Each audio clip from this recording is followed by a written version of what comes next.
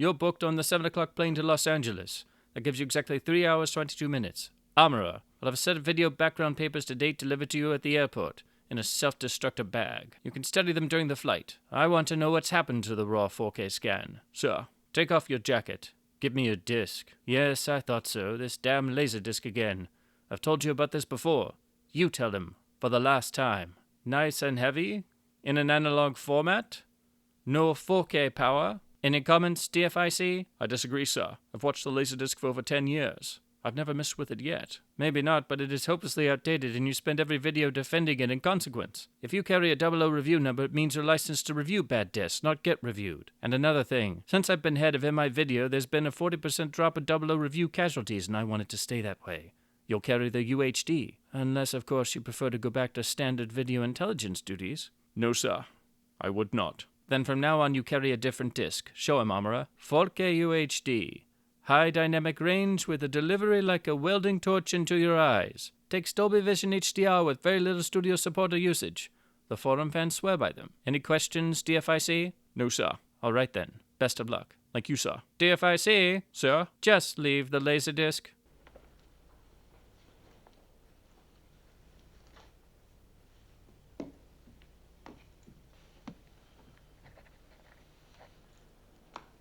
Hello and welcome back to this damn full idealistic crusade. In this video, I'll be going over the home video history of Dr. No, the first in the official Eon James Bond series.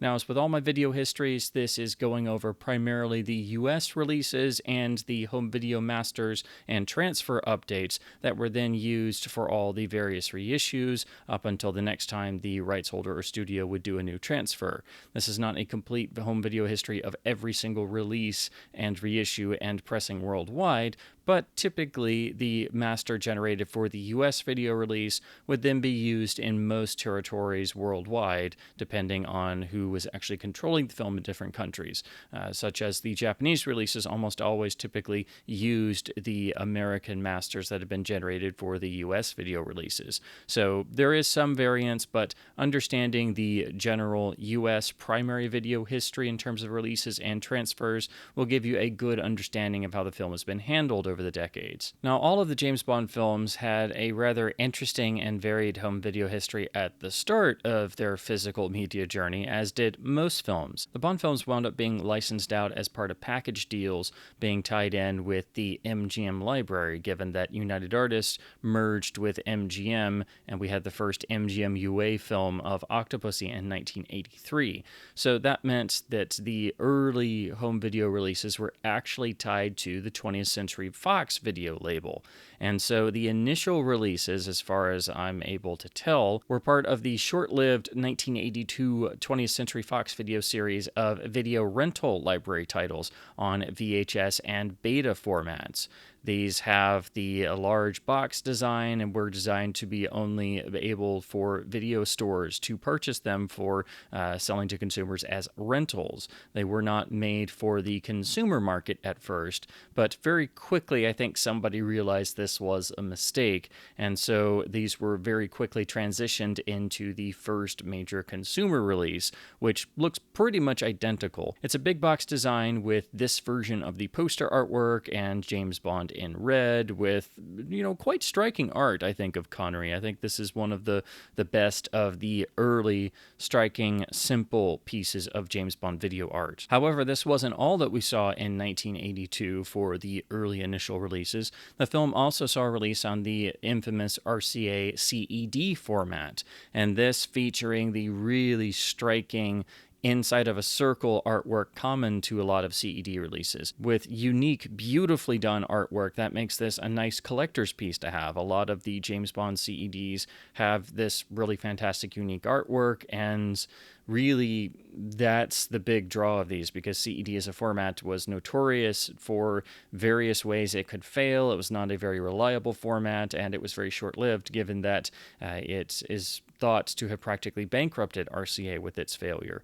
But a lot of UA and MGM titles wound up being on the format given the licensing deals that were made. So Dr. No had this lovely CED on a white background with the circle featuring this incredible artwork with a brilliant likeness of Sean Connery and Ursula Andress, and even Joseph Weisman's Dr. No.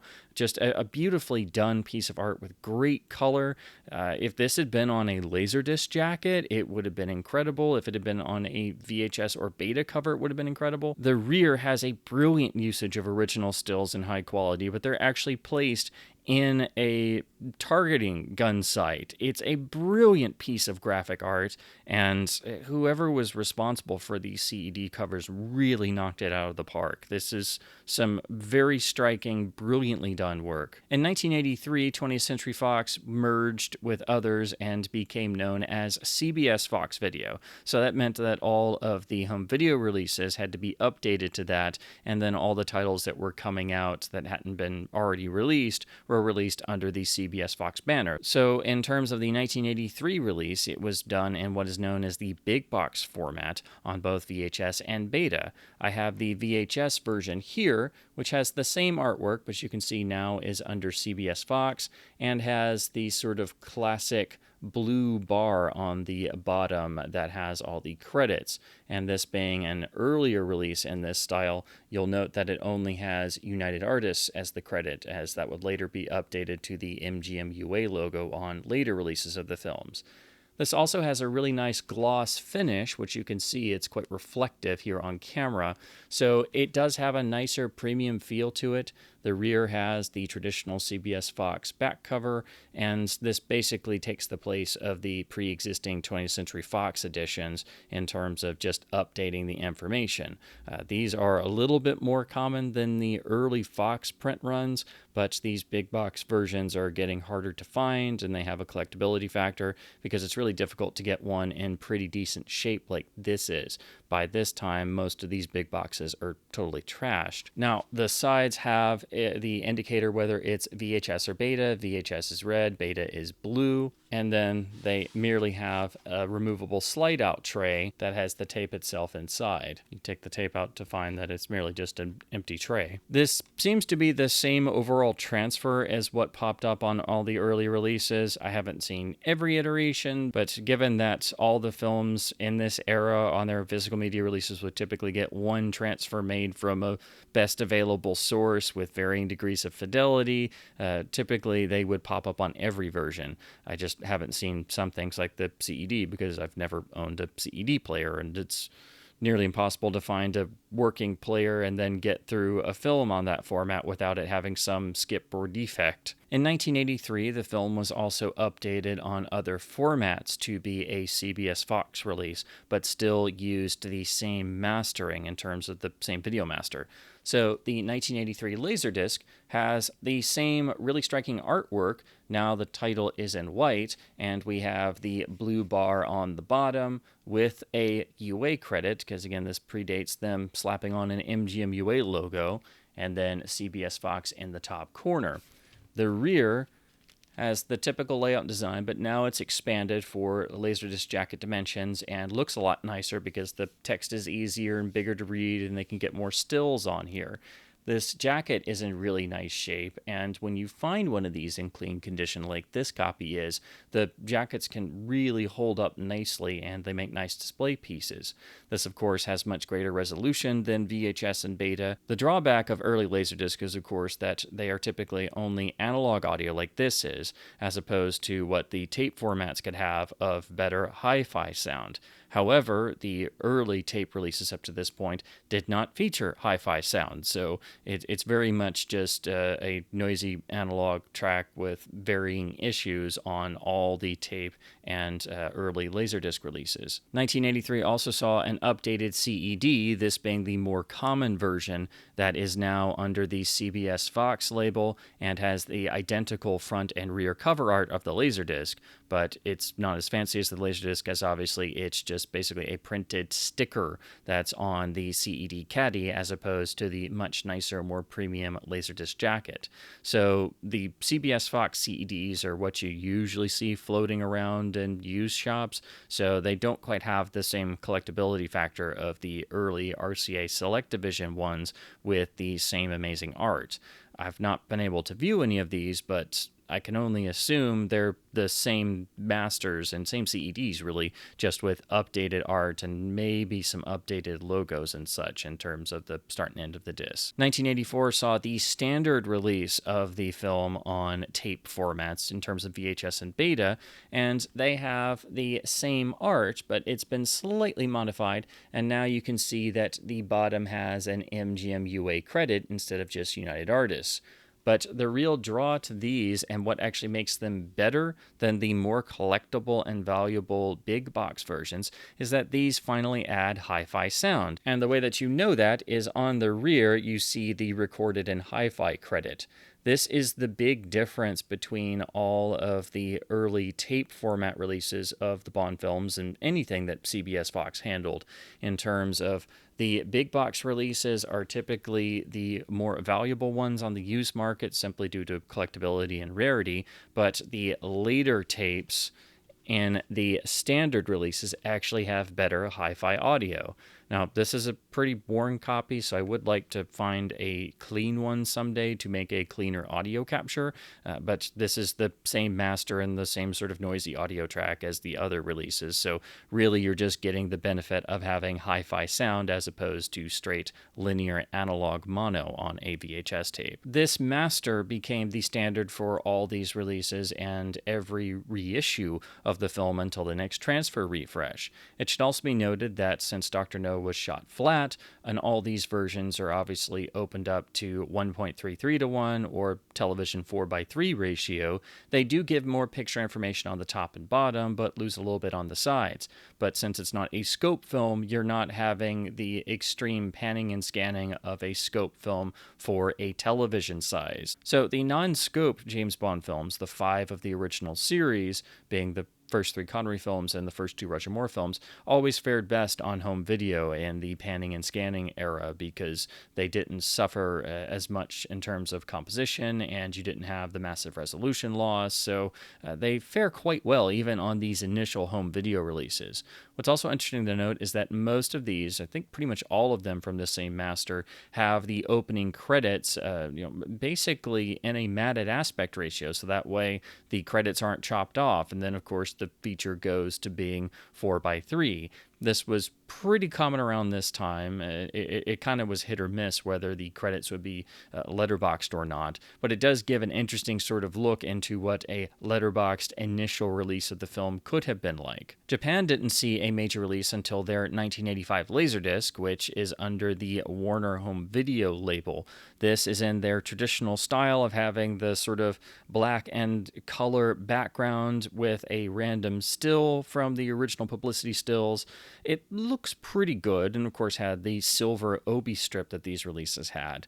This is a still of Connery during the shooting of meeting Quarrel in the film, and it looks okay enough. It's just not really anything fancy. This also is a 4:3 release and only has analog mono, but of course it's got Japanese hard-coded subtitles, being that it's a Japanese release, but it seems to just be a Japanese port of the pre-existing US Video Master. 1987 saw the film get a release on the VHD format in Japan. I don't really have much information about this other than it's got analog mono audio and is presumably just a VHD release of this same old master, presumably the 1985 Japanese Laserdisc version, so it'll have the subtitles, but I just wanted to mention this for completeness sake, seeing as it even made it to VHD. 1988 saw the film finally get a transfer refresh.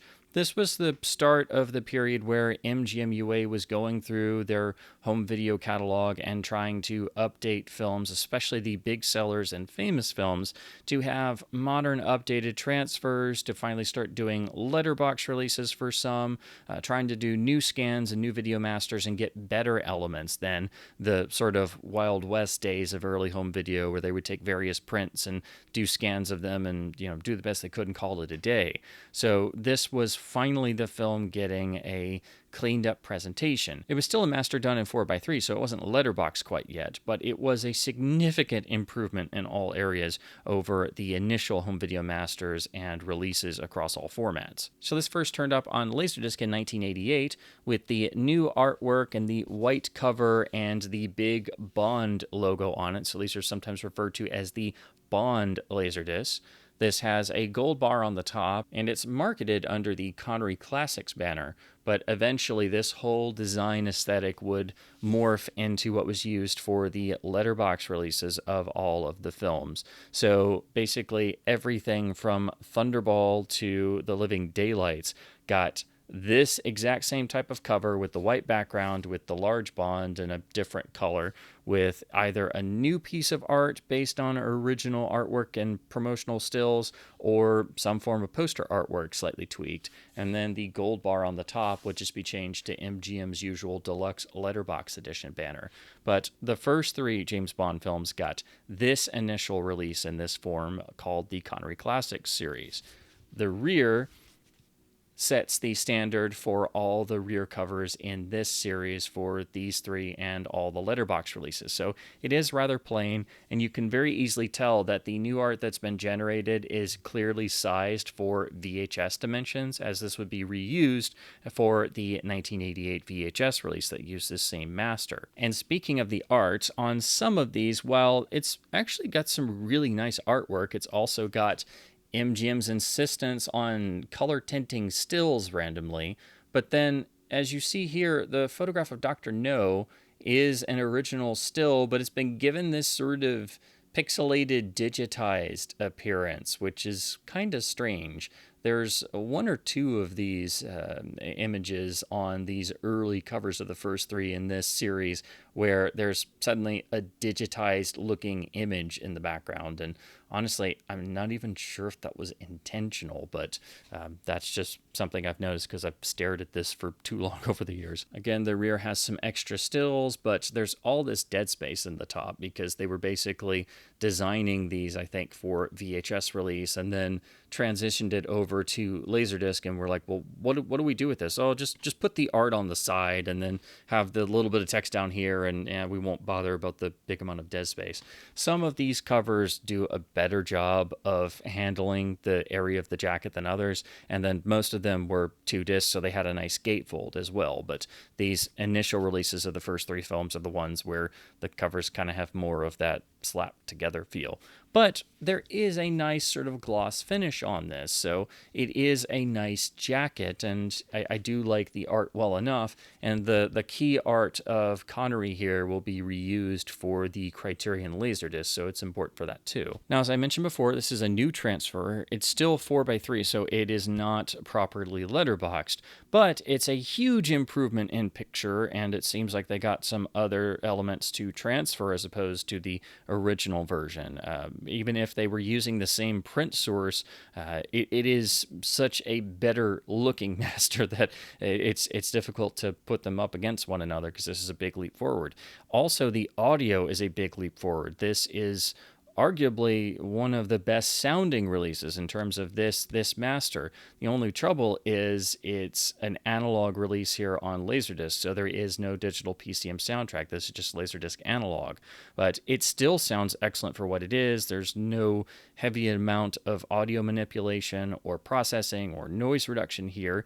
It's got some inherent noise and defects, but it's really healthy sounding for what it is, and is arguably probably the second best sounding release of the film overall on physical media. It's kind of debatable which release takes the number 2 best sounding spot, but it's probably this one. Now, as I mentioned, this was also released on VHS at this time in 1988. It was part of the newly launched Classics reissue series of the Bond films. These are known by their gold-topped VHS sleeves with a sort of reflective quality. Now, these would be done for all of the Bond films up to A View to a Kill, so you can actually get a nice matching set, and most of them have the key art that was generated for the Laserdisc releases, but actually some of them have more unique style artwork. So They're important and cool to collect for that reason, but the other benefit here on Dr. No is that you get the same audio track in a hi-fi rendering. So technically, this has a superior form of the same audio track to the Laserdisc release, which was still only Laserdisc analog. I just don't have a copy of this particular release myself, but I would like to get one just to do a clean audio transfer and see what it's like compared to the Laserdisc, because typically there are slight variations between VHS and Laserdisc analog, and sometimes you don't know which is actually slightly better, or sometimes they're the same, or sometimes one is significantly worse than the other. It just depends. But I would like to get a copy of this particular tape just to check it. This, of course, has the same art, but it's much better sized to a VHS sleeve. The title is in red, so it kind of is better integrated. The spine has a uniform spine that made all the spines of these go together, and the rear has the same text with only one image, but it actually looks a lot better in terms of how it's been done in the layout. Japan even saw an update to their Laserdisc, and so presumably it's using this new updated 1988 master. So it's still under Warner Home Video with the same basic cover and the same image, but now it's part of what is known as the Evergreen series. These were done as part of a reissue campaign with an Evergreen symbol, an updated Obi strip, and the way you can tell them apart otherwise is that this version has a sort of teal color mixed in with the black background. So it looks almost identical in terms of the cover, but this is basically just a refresh. But of course, it's still got the hard-coded subtitles and unfortunately is still analog audio only. Next is really what I think could be termed the big one in terms of physical media releases of Dr. No and being a giant leap forward in all aspects of a physical media release. And that, of course, is the famous 1991 Criterion Collection Special Edition CAV Laserdisc set. Now, as you can see, this has the same key artwork of Connery, but without all the MGM editions. Instead, Criterion has just opted for putting some various stills from the film to fill the jacket. It's a beautiful looking jacket in terms of the artwork. The only thing is that the stills kind of seem almost out of place, but I guess the idea was that they come out of the smoke coming from Bond's pistol. So it still works, but it is, I think, one of the best home video covers for Dr. No. But this, of course, is the initial special edition release, or what is known in fan circles as the Banned Bond release. This refers to the commentary most of all, but really the whole notion of there being a supplemental features package that was not necessarily approved and greenlit by Eon Productions. So eventually they sort of said, well, we don't like some of this stuff, and so there was a lot of back and forth, but essentially it led to this release being recalled. And so the only copies that are in circulation are the ones that had already been sold or were on store shelves. And once those were gone, the release was no longer available. Criterion did eventually release a standalone movie-only version in CLV format, which was their typical practice, without all the extras. So that's usually the version you find. It makes the original special edition I have here a collector's item, especially for the supplements and most of all the fantastic commentary. But you also get the benefit of having the film in full CAV, so you get the best possible quality of the Laserdisc format. Plus, you get this outstanding gatefold that uses the gun barrel and puts Bond in the center from the Professor Dent confrontation, with some nice stills and even a frame grab from the original trailer, which is a nice touch. And the gun barrel has this nice sort of sepia tinge to it. This also, like almost all Criterion releases, is a more premium jacket. It's got a thicker cardstock, and it has a nice sort of gloss on it that has lasted all this time. The rear cover is in Criterion's usual style at this time. We have a nice essay. We have the breakdown of the cast and crew. We have the list of the supplements and the chapter stops across all the sides. This being a CAV release, that means obviously shorter sides, about 30 minutes, so you will have to flip the disc more than you would with the CLV version, which holds about an hour per side. But this does have slightly better picture quality, as is known for the CAV format versus CLV. The extras include the famous audio commentary with original crew members who were very candid in their comments, and this is really what caused the sort of ruckus between Criterion, MGM, and Eon and led to the release being recalled.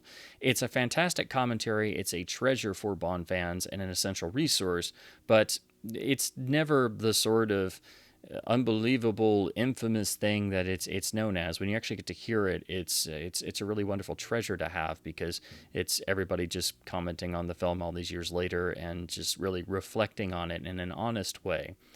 Now, there's also what's termed the Dr. No dossier, which is Criterion's usual style of having information and images about the film stored in text slides, and you would just step through the program.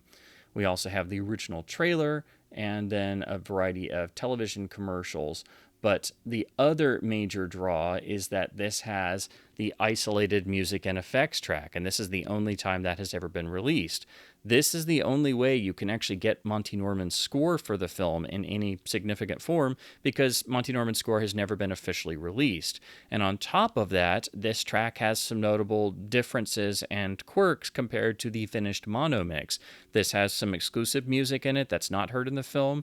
Some of the music doesn't have the volume reduced because the mono mix actually tries to bury the music in certain places or remove it entirely.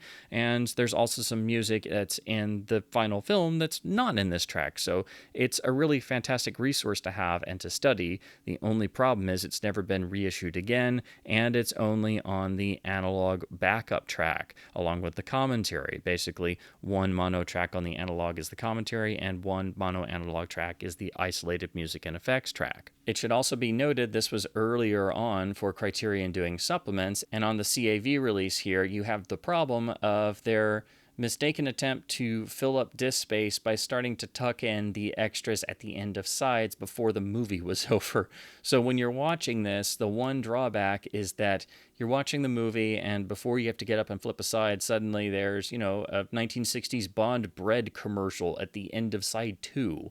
So it's a little awkward. Most of the supplements are saved for the end after the film, and very quickly Criterion realized this was a mistake and they stopped doing this, but this is just an artifact of the earlier days of home video when Criterion was really writing the playbook in terms of figuring out generating supplemental features and where to put them, because they were the ones who actually created a lot of what we take for granted. Now, the most immediate major upgrade here is that this is the first letterbox transfer of the film that we ever saw on physical media.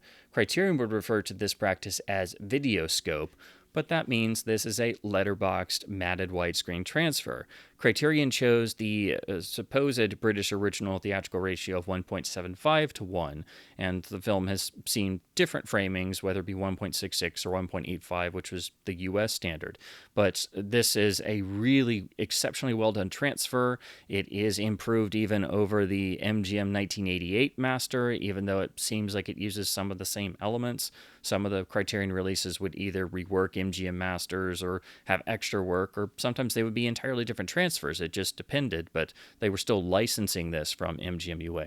But this was the first ever widescreen release. It is exceptionally well done. It's exceptionally accurate to what you see on original dye transfer prints that survived. So it's a really fantastic looking disc, even though it's from 1991. The color, the framing, everything looks excellent. And it also has that nice sort of hands-off approach to the transfer, because this is still pretty early in the days of home video. This is also the first major release to actually have a digital soundtrack on Laserdisc. So this has the original mono mix in digital PCM lossless quality. And this is by far and away the best sounding version of the film I've ever encountered. This is the best sounding version of the film on physical media. This is how the film should sound. And its intricate, incredible single channel mono mix that really was striving to be better than it possibly could be for a low budget film. Finally, you hear the original life and breath to it that audiences heard in 1962. So this is really the release you need for the best audio presentation. There is, however, one issue, because Criterion apparently felt the need to try and correct the end music note when the James Bond theme is reprised at the end credits. There is a notable sort of blaring music note on the final horn. It kind of gets this sort of warble sound to it. That's just part of the original Bono mix. So what Criterion did was, apparently, it sounds like they tried to fly in a copy of the James Bond theme from, like, I guess maybe one of the soundtrack compilation releases, and it's just sort of tacked on at the end, and it's really jarring and doesn't really work, and it was not necessary to do this. So that's the one issue with using this to restore the film's audio. So what you have to do in terms of restoring the film's audio yourself, and you really need to, because from a certain point onwards, the film's mono mix has been progressively processed more and more and more and more and more until it's a muffled shadow of its former self, and then has had multiple defective and revisionist multi-channel remixes.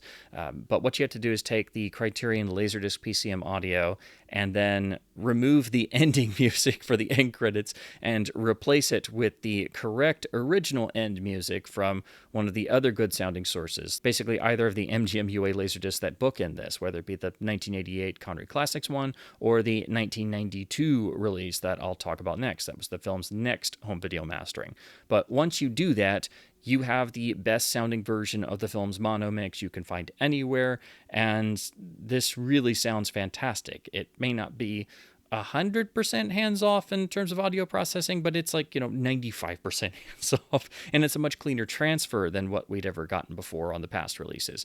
And it's ridiculous that the modern releases do not preserve the film's original audio in at least the same level of quality as this 1991 Criterion release. And it's also ridiculous that we don't have the isolated music and effects track or the audio commentary preserved on modern releases. It's just fan preservation efforts or having to make your own recording of the analog tracks. But the Criterion release was really the first true special edition for any film in the series, and they would follow up with special edition releases of From Russia with Love and Goldfinger, which also had the same unfortunate fate of being canceled and pulled from store shelves in favor of just releasing the movie-only version. So that's why these releases are so important, and that's why they also have quite a price premium on the used market. So you have to be patient, but eventually you can get all three at a decent enough price. But that's why these are so vital to have on your shelf. Shortly later, we saw the CLV movie-only version from Criterion. The way you can always tell these apart is that the Criterion banner runs across the entire top of the jacket on the CLV releases, as opposed to the originals only having it in the center. So this has more of the now standard traditional-looking Criterion top black banner, but it's just a single disc, so there's no gatefold, and the rear has been modified slightly to better use the space because it doesn't have to talk about the extras, and Criterion usually would put in an extra image to help fill the gap. So here we have Bond and Honey washing themselves off on Crab Key. So it's still a great looking jacket, but it's of course working around the fact that this is the movie-only version. So this is the version you commonly find, and it doesn't have the issue of having the extras tucked in at the end of sides, and you don't have to flip the disc around as much. But it is CLV, so it is a slight picture downgrade from the original CAV pressing. But you're still getting the same fantastic transfer and the same all-important mono track in digital PCM. So this is still really important to have if you can't find the CAV version for a great price. Plus, if you just want this great transfer and audio with the movie only, this is a lot less expensive than the CAV version.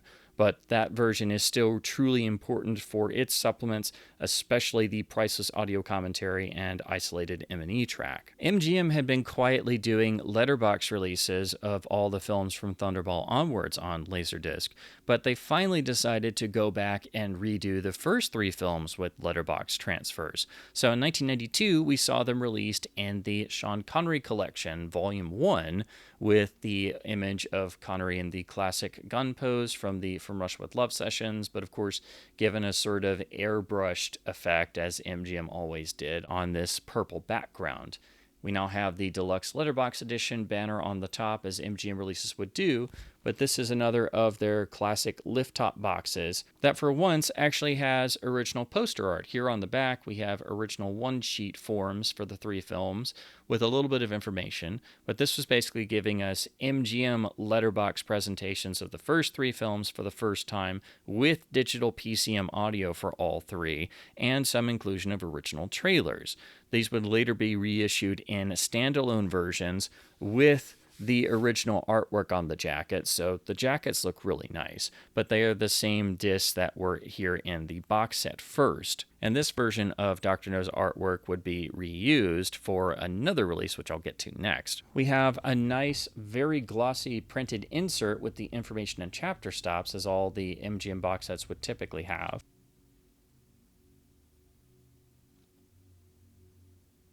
Each film is given its own disc, and Dr. No concludes with the original trailer.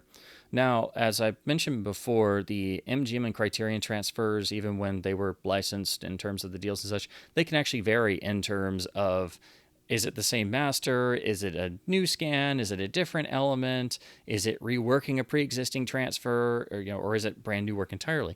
So here on the MGM releases, it's basically new transfer work done in terms of the picture and sound. All of them are matted widescreen and actually quite generous. When you try and measure it, these presentations are more like almost a sort of non-theatrical standard ratio. They're more like a 1.6 to 1, or sometimes even more like 1.55 or something. So you get quite a lot of extra picture information. And on Dr. No, it seems like it's the same transfer element that was used for the Criterion Master. It's even got the same changeover cues and the same marks and such. So basically, picture-wise, it's a more generously framed CLV version of the same Criterion Master, but this one is a little bit brighter in terms of its image. It basically looks a little bit more video-ish, just a tad.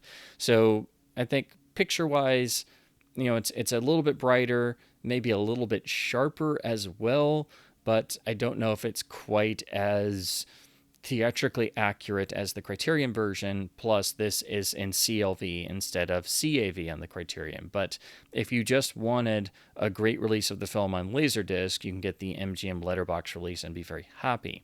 The audio is PCM mono. It is probably the second best sounding version. It's basically between this and the 1988 mastering to figure out which is the second best sounding version. There has been some usage of noise reduction very slightly compared to the Criterion release. So when you put them side by side and you compare back and forth, it's very obvious that the Criterion version doesn't have these issues. But this is probably your best source to use for reconstructing the mono by taking the end credits from this PCM track and basically putting it on the end of the Criterion PCM track to then reconstruct the mono mix in its best fidelity. But this is still a great sounding version, and this is still one of my favorite versions. And it would become the basis for pretty much all the MGM transfers and reissues and transfer updates through the rest of the decade, at least. Now, the rear cover of the box, having art similar to another release, is actually the 1992 Remastered Collector's Edition VHS line. This is the release of Dr. No from the new digital video transfer and refresh the MGM gave for the Laserdisc, and part of a nice uniform series that had matching gun barrel spines for all of the films up to this point, and matching gun barrel rear covers. All of these feature original poster artwork on the sleeves, so these are arguably the best artwork that's a uniform design that the series has ever gotten on physical media in terms of having beautiful, very James Bond uniform spines and all having original poster artwork. The original pressings have these nice little fold-out flaps with some images and then a little bit of text. So it's a nice little inclusion. It's not essential, but it's a really cool touch, and only the first pressings had these, so these are much harder to find nowadays. The sleeve itself also has a really nice high gloss finish, so they were trying to make these feel a little bit more premium. Now, these are, of course, all pan and scans, but the panning and scanning was a new job that was at least trying to get the framing more appropriate for each shot. So these were improvements on the scope films in terms of their panning and scanning, but it was still, of course, panning and scanning and should have never been a thing. But the non-scope films like Dr. No just had basically improved framing and an improved transfer. This is basically just a VHS version in 4:3 of what was on the Laserdisc. This also has Hi-Fi mono, which is the same great mono track that was on the MGM Laserdisc. So again, it's basically just a 4:3 VHS version of the LD. Japan would see their own version of this master and also using a lot of the 1992 VHS artwork templates in terms of its design. So their Laserdisc looks like this and is part of a beautiful uniform series that uses original poster art on all of them, has a really striking, nice matching yellow obi strip,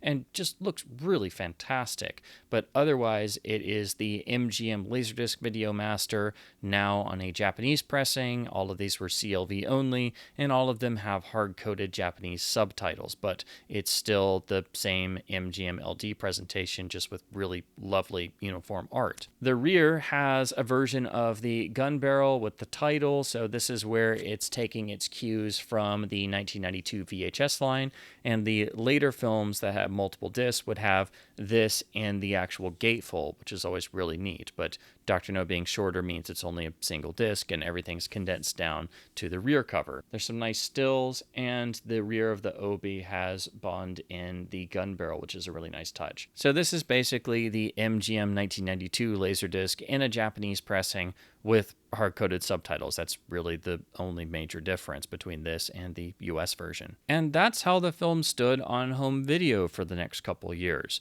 MGM would just keep reprinting the VHS and Laserdisc releases. There was the standalone Laserdisc release by MGM, which used beautiful original art on the jacket and is, I think, one of the best looking covers of any physical media release of the film.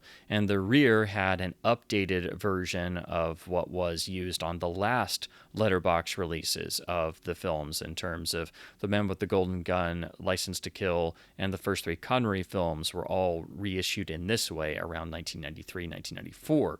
But otherwise, that Dr. No disc is the same disc that was in the Laserdisc box set. Starting around 1995, we saw a series refresh of the films. They were not new transfers, but they were new masterings of the existing transfers. And these are sometimes referred to as the THX versions or the THX masters, because they all carried the THX seal of approval that video releases were getting around this time. Now, MGM had planned to do big deluxe special edition box sets of the films on Laserdisc, and did so for the anniversaries of Goldfinger and Thunderball, which had spiffed up versions of the existing letterbox transfers. They were full CAV, they had beautiful new supplements, and the first of the documentaries that formed the bulk of the legacy extras to this day, and also attention paid to their sound, and Thunderball got even a stereo matrix surround remix of the original audio. The idea was that these would be done for all the films, and so there'd be a whole matching set of big Laserdisc boxes. But that unfortunately did not come to fruition. But what did happen is we saw these masters get releases on VHS tape starting in 1995 to tie in with the relaunch of the series and the release of GoldenEye. So these, of course, are the James Bond Collection series that I think most of us grew up with Bond from an original still and then a gun inserted in the hand. And so it's a really interesting mixing and matching of original images. All the images are really striking, but you can also clearly tell that they've been sort of manipulated into place, and the gun in the hand may not be Bond's own hand holding said weapon. But still, these have become iconic in their own right and had the nice matching banner and the lovely matching spines that also had the cover image on the side. Now, the American releases were all standardized, and so were the British European releases, but some of those had different art on different films. But overall, these images would become the standard across all releases up to and including the initial and special edition DVDs. The rear covers, I think, are also iconic for what they are. They're all standardized and look fantastic.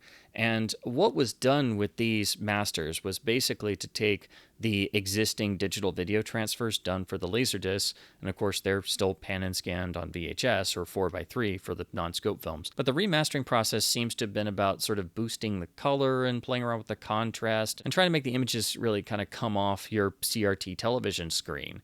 The audio also got processed to a degree, so these are louder and less dynamic to a certain extent, even compared to the 1992 VHS run.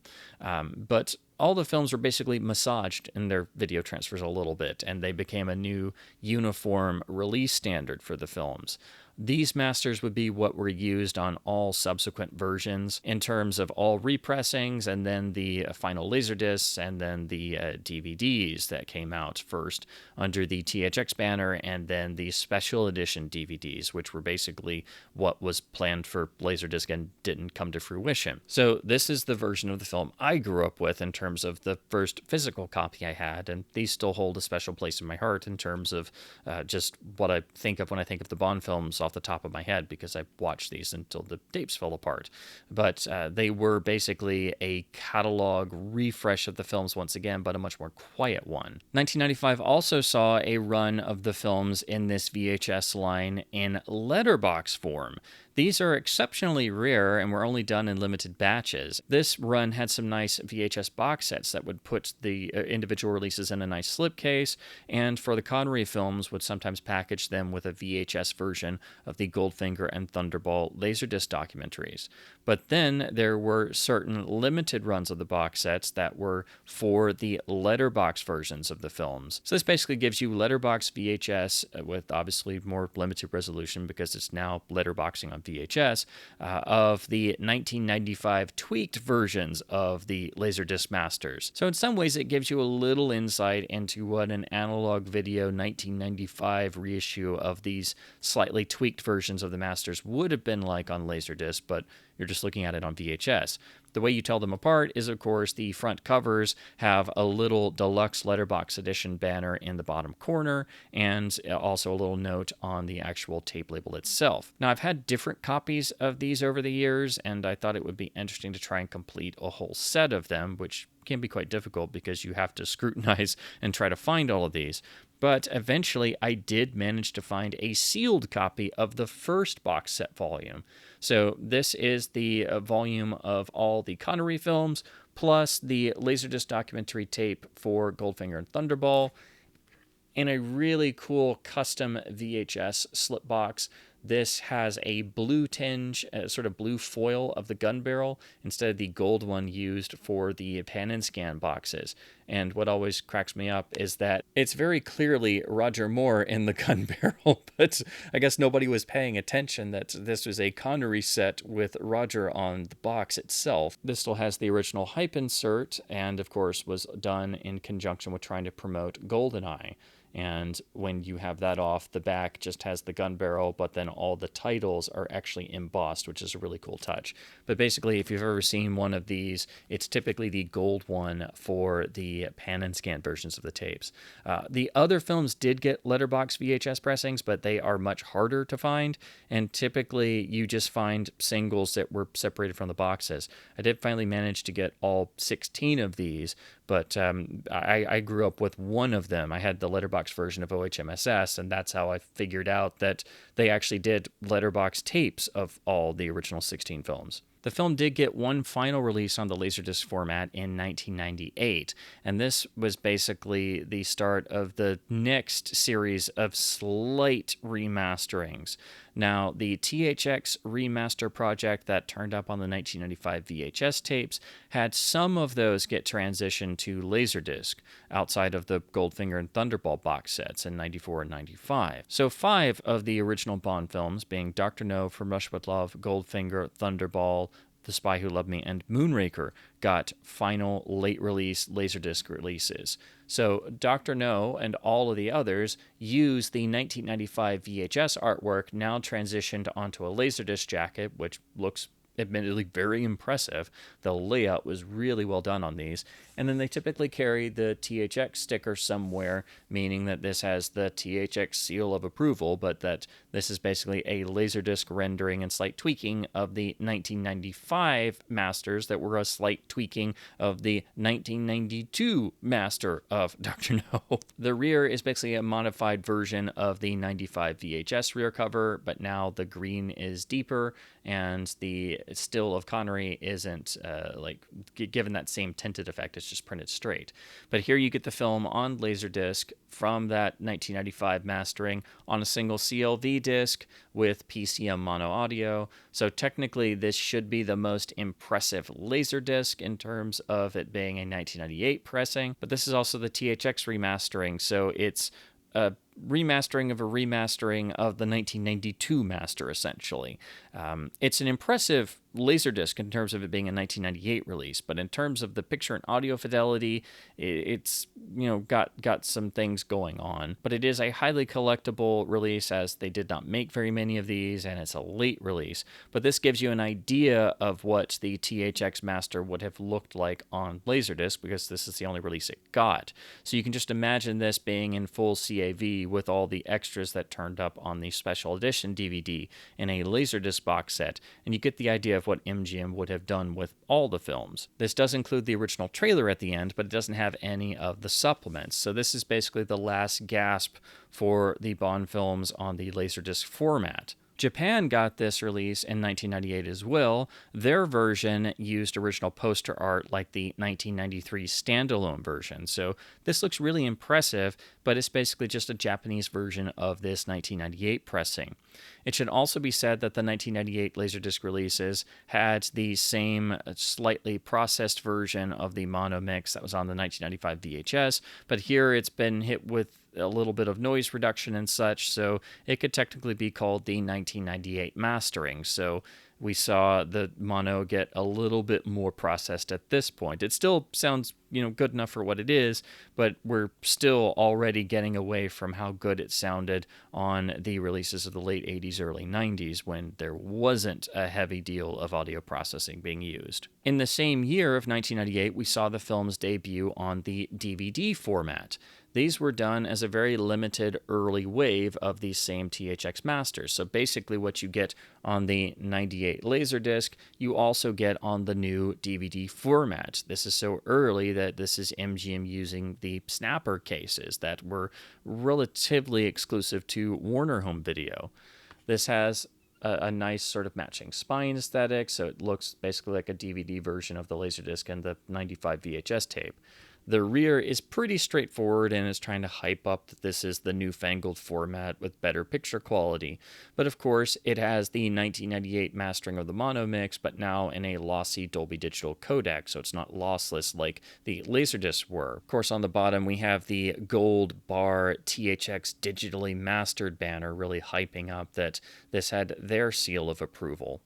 Of course, open the snapper case to reveal some basic artwork. It's just a still of Connery. We have the chapter stops and the cast, and then a very generic, simple label that's just a generic silver gray label. But at least the title has that sort of cutout reflective effect.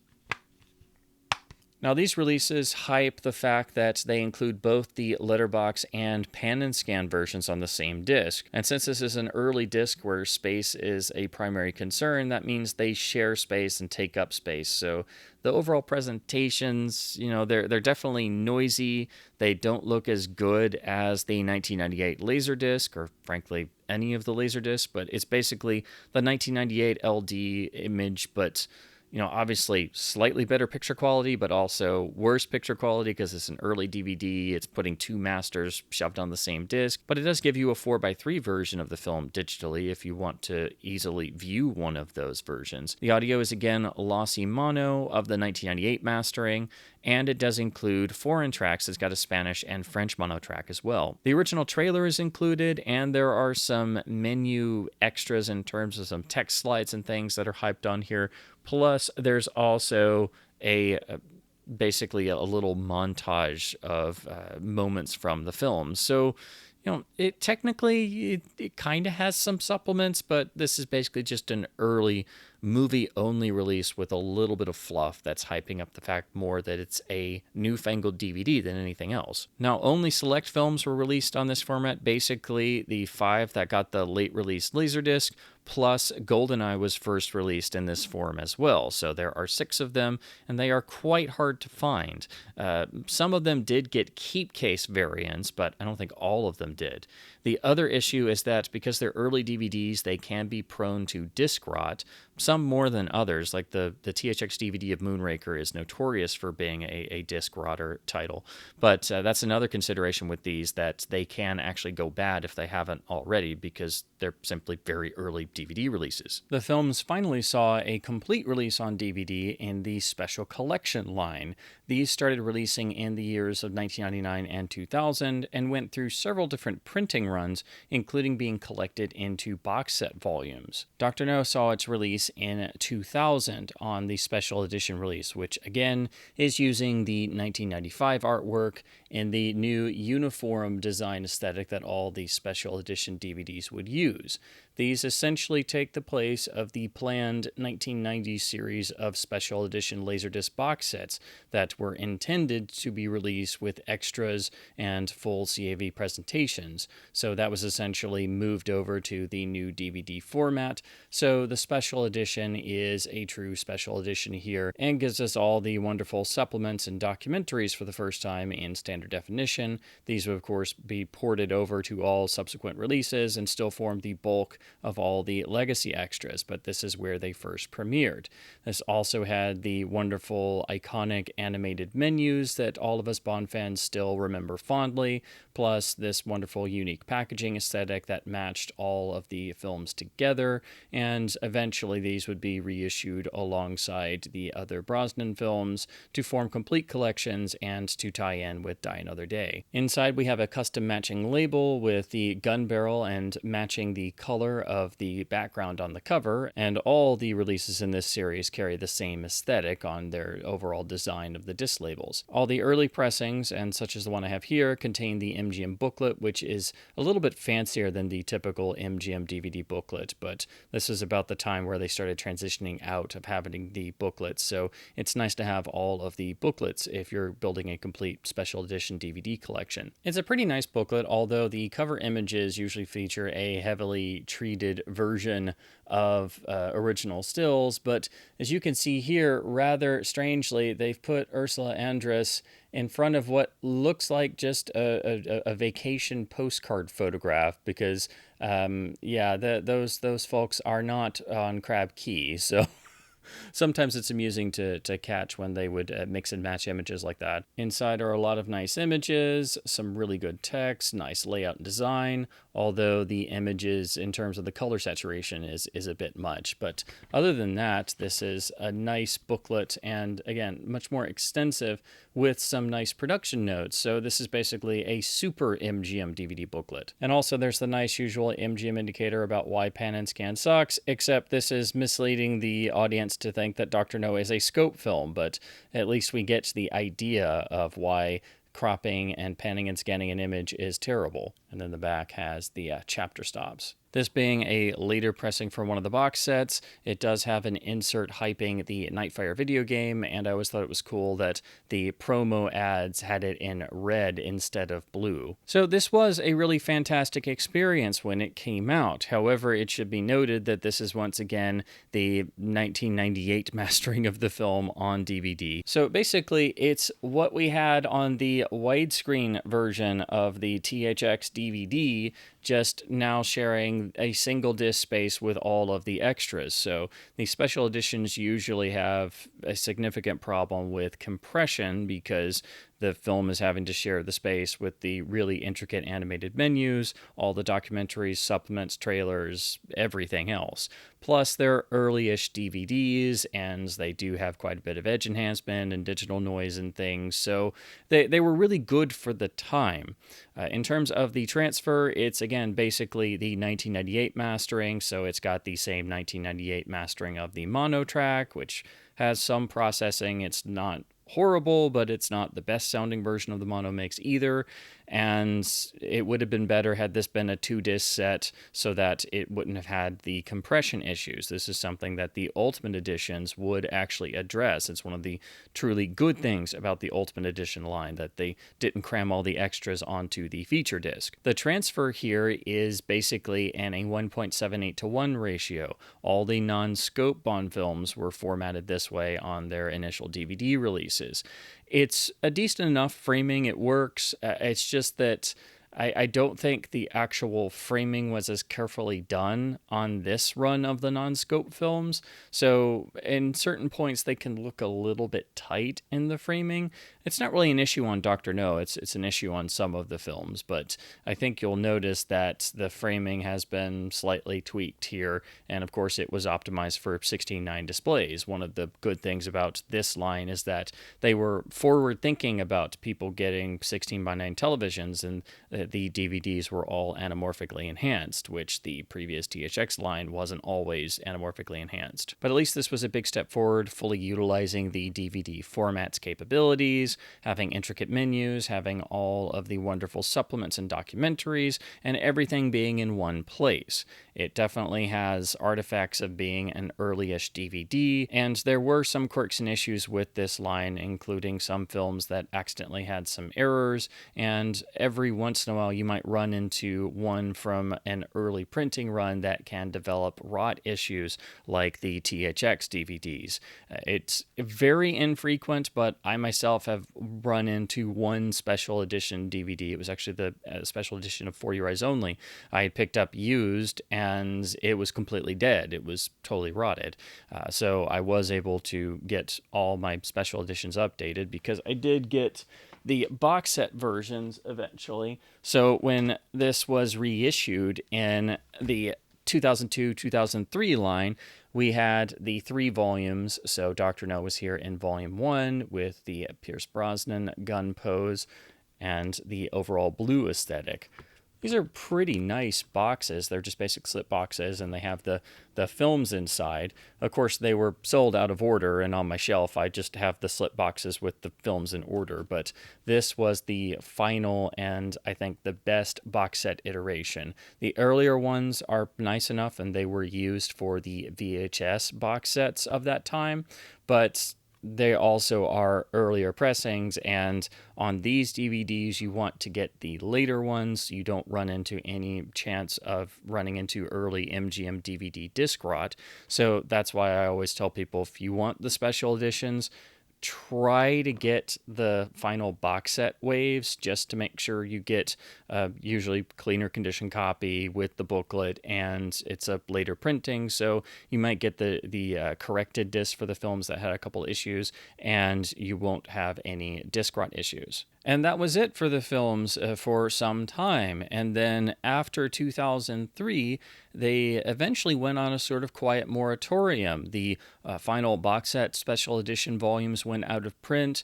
The VHS production was pretty much brought to an eventual stop as the format was dying off, and studios were no longer supporting VHS for the most part, especially here in North America. And this was basically in preparation for refreshing the films once again and trying to relaunch the films on physical media with the launch of the new era of James Bond films after the conclusion of the Brosnan era with Die Another Day in 2002.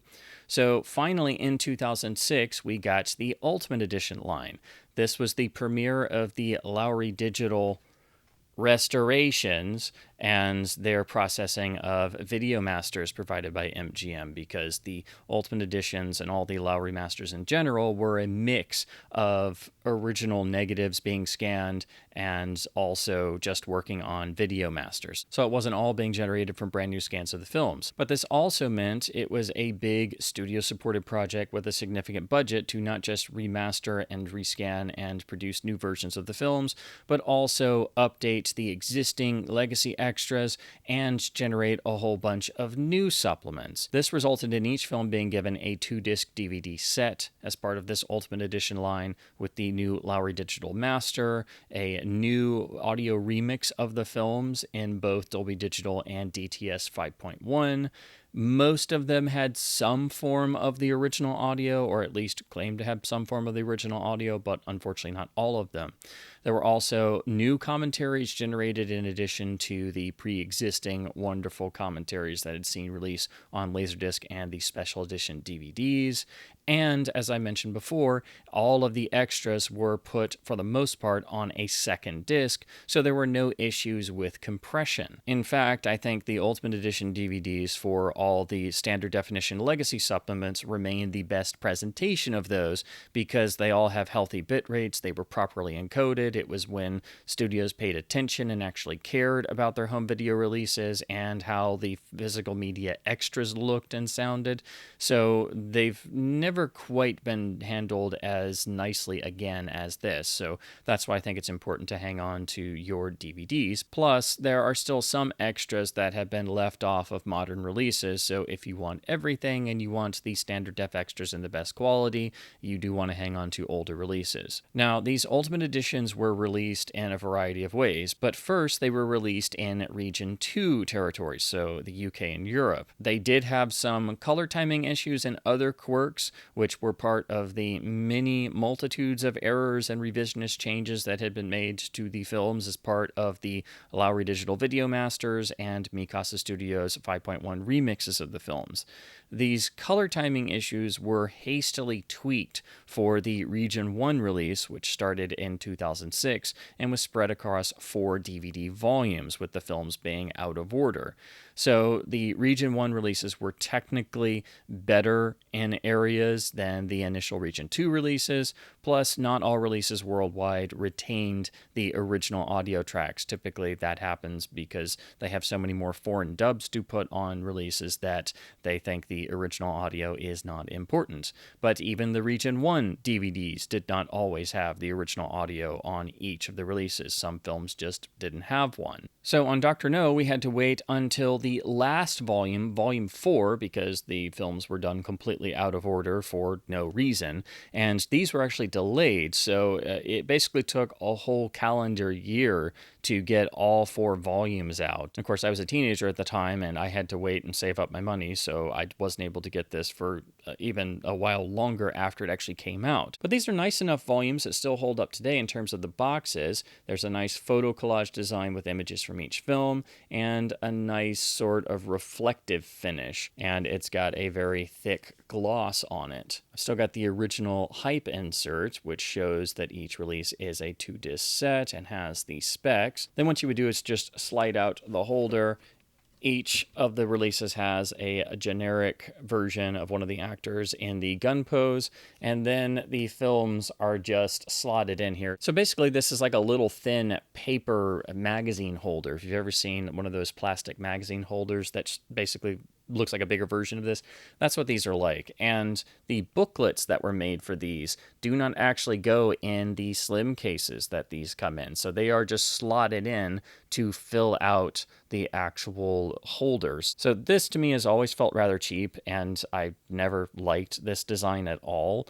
Plus, I hated that the films weren't in order, so on my shelf, as you can see, Volume 4 has the last of the films, because I have them in chronological order. But anyhow, the box was nice enough, but we had to wait quite a while for getting these. And then after this point, the films would be reissued time and time again with the same disc, just without the box set, and also typically without the booklet, and then eventually they would drop the special features disc entirely and just resell the feature disc by itself with increasingly generic looking covers. So here is the initial release of Dr. No in the Ultimate Edition line. This is the custom black plastic slim case that is only found in the initial volumes. All of these were a matching design aesthetic, but the way they were done in these slim cases just made them feel a little cheap. But the slim cases were at least custom black reflective plastic, so they look nice enough. Each disc nicely has a label that has a matching gun barrel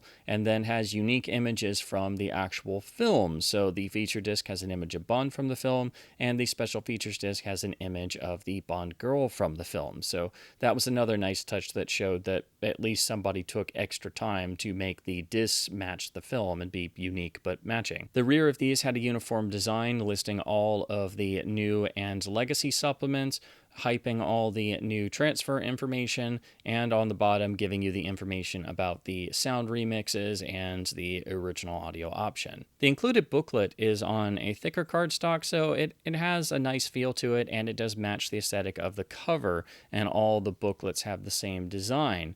Some of the same images are used from the Special Edition DVD. This one just obviously looks cleaner, but honestly, it's not as impressive because a lot of the pages have far less text, but each of these booklets has the same overall approach and concludes with a note about the Lowry Digital process, and that's the bit that really gets to you on these releases and became a problem we were stuck with ever since until this very year, 2025. The rear has the disc contents, and that's about it. And as I said, these were typically dropped after the first couple pressings and are usually only found in the original box set volumes. Now, the custom menus, overall matching aesthetic design of these releases, and all the new and legacy supplements being nicely presented, that was the best part of these releases, and that's why it's still nice to have them on the shelf, to have a nice one-stop solution for all the legacy extras being nicely presented. The new transfers and what Lowry Digital and Micasa Studios did was unfortunately extraordinarily revisionist. And this stuff wasn't necessarily as discussed or as obvious back in 2006 when these were coming out, and most people hadn't upgraded their televisions yet and weren't necessarily viewing DVDs with progressive output in 480p, and the HD formats were just around the corner. So this was basically pioneering a lot of the revisionist tendencies that are commonplace today and much easier to spot and more often discussed, especially in video forums. So Dr. No was given a 4K scan of its original negative, which was then processed by Lowry Digital. This was done for some of the original James Bond films, and then became the standard master that was then used, eventually transitioning to HD, but this is a version that's been in circulation ever since 2006. It's taken until 2025 to get something to actually replace this master on a physical media release. On this master, Lowry Digital did a degraining of the image, then they added back some sort of grain, whether it's real or fake film grain, nobody really knows. There are awful frozen grain halos, there is an over-sharpening of the image throughout that's unnatural, there's messing around with the color and the contrast levels. It is trying to make the film image as hyper clean as possible in what really becomes an unnatural way. It is extraordinarily revisionist, but deceptive on the surface, especially when you were looking at the DVD back in 2006. All of this stuff would become more apparent when you see the HD version of this same master on Blu-ray, and it's really apparent now when you upscale this master on a 4K television, which reveals all of these nasty signs of the horrible overprocessing that was done. The one positive here about the visuals is that this was framed in a 1.66:1 transfer, which is the most generous framing you can give for the film, and honestly my preferred framing, but may not necessarily have always been the theatrical aspect ratio. I just prefer 1.66:1 on the first three Bond films because I think it gives the images a little bit more breathing room and feels appropriate. But essentially anything that's 1.66, 1.75, or even 1.85 is going to work. It's just a matter of properly framing it in terms of your transfer. Micasa Studios handled the new 5.1 remixes in terms of the Bond films that MGM did not do their own or already have their own 5.1 remixes of. So they did their remix, but on the first three films, the original elements do not fully survive. There are no separate dialogue, music, and effects stems. So you have limited resources, and Micasa had used all of the other film sources to create new mixes that threw in new sound effects and did all kinds of goofy weirdness, and also added more overprocessing to reduce fidelity and also dynamic range, and they should just never be listened to because they're all terrible in their own way.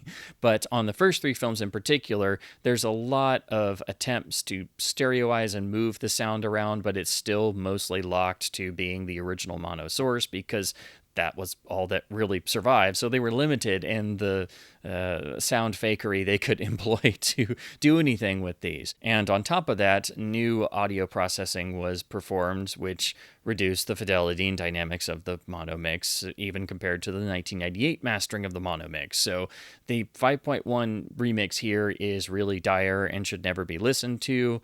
It is what it is, and they were very clearly having to work with limited elements, but you shouldn't watch the film with this. Thankfully, there is a version of the original mono mix here, but it's essentially just porting over the 1998 mastering of the mono once again, so it's not the best sounding version of the mono mix, but at least it's a solid enough one. And unfortunately, this is the last time on a physical media release where the mono sounded halfway decent, because after this, it will get overprocessed to the extreme. After the 4 box sets were out, the films were released individually in both 2-disc and single-disc versions, but they were the same Ultimate Edition DVD disc, just being sold by themselves. Then the HD era fully arrives, and we have the format war between Blu-ray and HD DVD. MGM sided with Blu-ray and rather quickly started getting 1080p HD versions of the Lowry Masters on Blu-ray, first in box set volumes that just had 3 films each. So Dr. No was released on Blu-ray as early as 2008 in the Volume 1 collection that just had this generic slip box with another blue gun barrel and paired the film with 2 other films. And again, we weren't going in chronological order. This version of releasing the Blu-rays was only done for 3 volumes, and then MGM dropped it and tried a variety of other things, and it would actually take a number of years before we got all of the original series on Blu-ray. And part of that was because some of the films transitioned away from the Lowry Digital Masters, and the last couple of films, such as The Spy Who Loved Me, You Only Live Twice, On Her Majesty's Secret Service, those were actually new or different scans. So the Blu-rays are a mix of different masters. They are the Lowry Digital Negative scans in 1080p, they're the Lowry Processed Video Masters in 1080p, some are newer scans, some are older video masters. So these Blu-rays are essentially an HD grab bag of different masters and video sources. But Dr. No is one of the ones where it's basically the Ultimate Edition DVD now on a single Blu-ray disc, so it's the same craptastic transfer now in 1080p, further magnifying all of the glaring transfer issues and revisionism that's going on, and trying to watch that disc now upscaled on a 4K television in 2025 will just rub in your face how screwy it is. The remix audio is now in a 5.1 DTS HDMA lossless presentation, but it's the same craptastic remix that should have never been done because it wasn't necessary, and you now have it in a lossless codec if you asked for that for some reason. The original mono track is here, and you would think that they would just copy the 1998 mastering once again, but that would have been too easy. What they did was a new mastering of the mono mix, but it is hit with such a degree of overprocessing and noise reduction and dynamic range loss and fidelity loss that the mono here on the Blu-ray is probably the worst sounding version of the original audio on any physical media release. It is extraordinarily muffled, it sounds canned and tinny, it doesn't have the detail that it should have, and this was completely unnecessary. It is noticeably inferior to even any version of the 1998 mastering, so if you have the Ultimate Edition DVD and you compare the mono on that to the Blu-ray, you'll even notice a difference there. But especially if you compare the mono track on the Blu-ray to one of the best sounding versions, most of all the Criterion Laserdisc release, if you compare those two, you will then just, sort of put your head down and cry Bonfan tears. It's that bad. This was ridiculous that they did this, and that's been the version of the original audio used on everything since, because all releases of the film after this point, in terms of the endless series of repackagings and box sets and collections and different things, it's the same disc over and over and over. So the audio is horribly compromised on this release. but at least it's some form of the original mono. And unfortunately, the original audio was not retained on releases of the Blu-ray worldwide. So if you were in the UK, for example, you were stuck with just the horrible Micasa 5.1 remix. So that was a problem as well. All of the legacy extras were ported over and all on the same disc, so the Ultimate Edition DVD menus were tweaked. They were now done in HD, and all the options were on the same menu. So it was basically a streamlined version.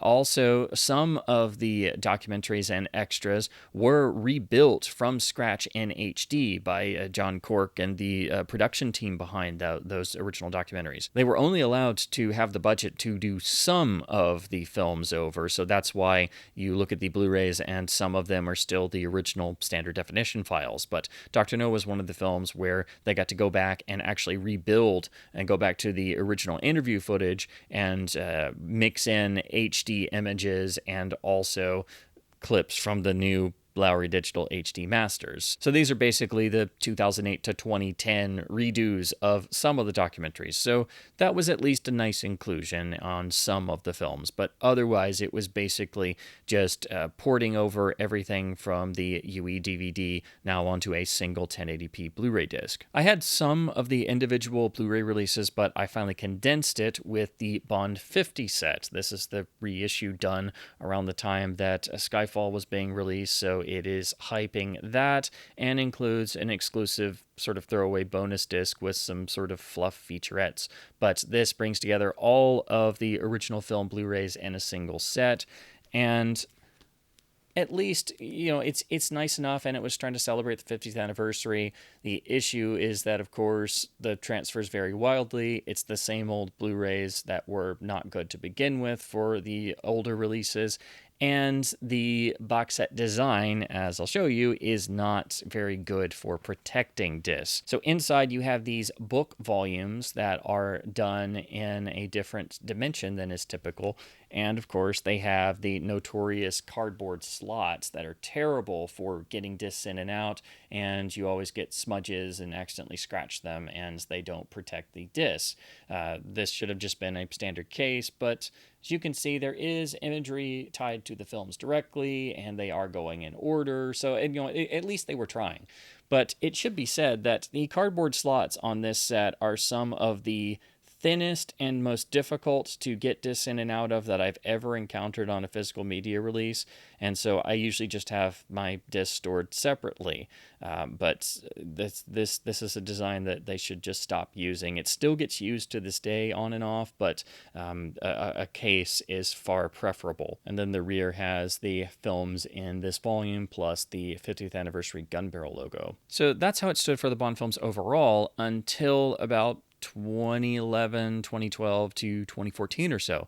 This is when we first started seeing mentions and theatrical DCP screenings of new 4K masters. This was early on in the 4K era, and it also fit in with the last Blu-rays released being from obviously new scans that were not the Lowry Digital Masters. So it was presumed that the whole original series was quietly redone with new 4K masters that, of course, would have only been in standard dynamic range. Only some films would sporadically be listed as having 4K DCP screenings theatrically, but even that was hit or miss because typically it would still just be the old Lowry master being shown on the big screen. These 4K SDR masters eventually did turn up, but only on streaming platforms. So you had to deal with streaming compression and lower quality, and also they would sort of appear and disappear sporadically. Sometimes it would be the older Lowry masters, sometimes it would be these new 4K versions, and then sometimes they would just be removed. They were never released on physical media, and most of the time you couldn't actually purchase these streaming versions. And then if you did, you couldn't actually download them. You could only have them in your streaming service account until they were removed or sometimes even replaced with the old Lowry masters again. So these streaming versions were proof that these 4K masters existed, and they all showed improvements over the Lowry versions, especially in color timing and overall image fidelity and not having the extreme issues of the Lowry overprocessing. But they also were suffering from just being on streaming with streaming compression.